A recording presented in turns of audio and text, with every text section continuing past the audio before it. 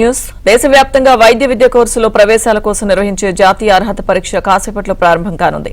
ఉదయం 11 నుంచి మధ్యాహ్నం 1 గంటల వరకు మొదటి షిఫ్ట్, అలాగే మధ్యాహ్నం 2 గంటల నుంచి సాయంత్రం 5 గంటల వరకు రెండవ షిఫ్ట్ లో పరీక్ష నిర్వహిస్తారు.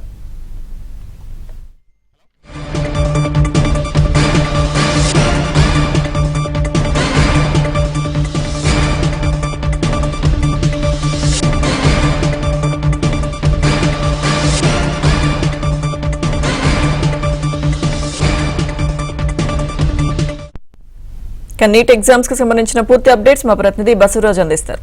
బసవరాజ్.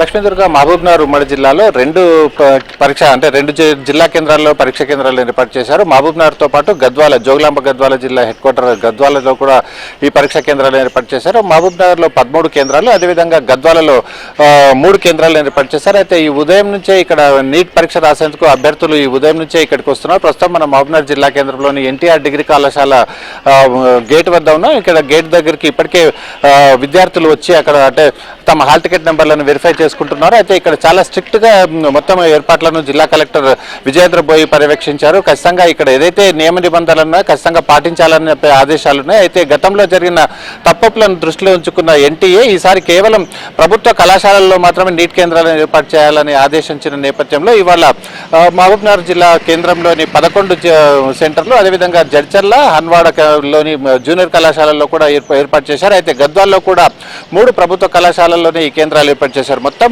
5483 మంది అభ్యర్థులు తమ పరీక్షను రాసుకునేందుకు ఇక్కడ ఏర్పాట్లు చేశారు. అయితే ఇవాళ 11 గంటల నుంచి 1:30 వరకు లోపలికి అనుమతిస్తారు. అయితే 2 గంటల నుంచి 5 గంటల వరకు పరీక్ష ఉంటుంది. అయితే ఎట్టి పరిస్థితుల్లోనూ 1:30 తర్వాత ఎవరి అభ్యర్థులను కూడా లోపలికి అనుమతించారు. అయితే ఖచ్చితంగా ఇక్కడ 11 నుంచి 1:30 వరకు లోపలికి వెళ్లాల్సి ఉంటుంది. లక్ష్మీదుర్గ.